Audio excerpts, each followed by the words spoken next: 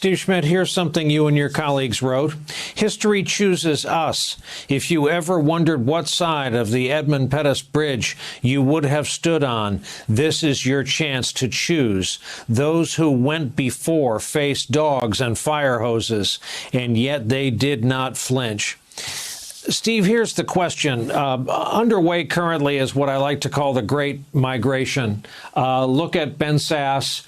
Look at John Cornyn. It's conceivable 6 months from now, Lindsey Graham will say he never met Donald Trump. This is the great walk back. The question to you is, what does the Republican Party, your lifelong party, look like after this election?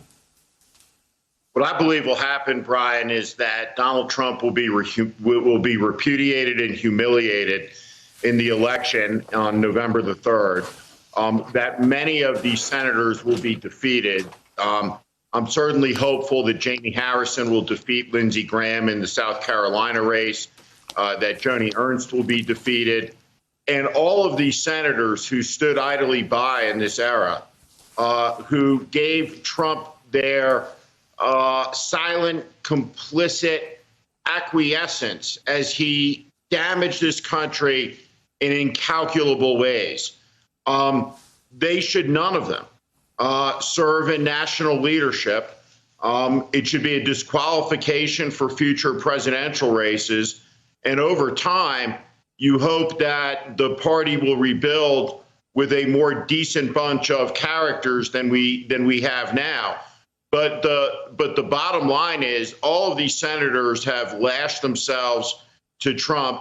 It's going down. And the reality is that in defeat, the Republican Party is likely to become crazier.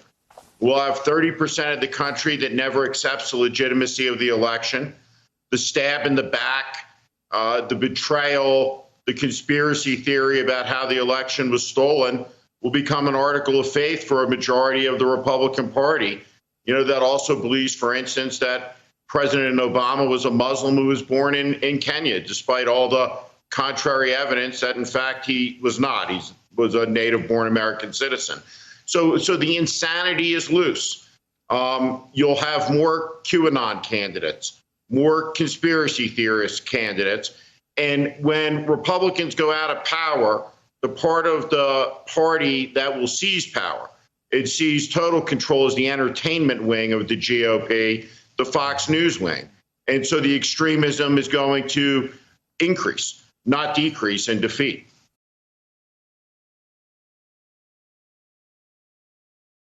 Hey there, I'm Chris Hayes from MSNBC. Thanks for watching MSNBC on YouTube. If you want to keep up to date with the videos we're putting out, you can click subscribe just below me or click over on this list to see lots of other great videos.